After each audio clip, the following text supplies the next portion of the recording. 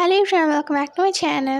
এখন মুরগির মাংস নাজিরশাল চাল দিয়ে খিচুড়ি রেসিপি। এই জন্য এখানে পরিমাণ মতো নাজিরশাল চাল, পরিমাণ মতো মসুর ও মুগ ডাল পরিষ্কার ধুয়ে নিয়েছি একসঙ্গে। তেল দিয়েছি কড়াইতে, তেজপাতা, শুকনো লঙ্কা ছেড়ে দিচ্ছি, জিরা, পেঁয়াজ কুচি।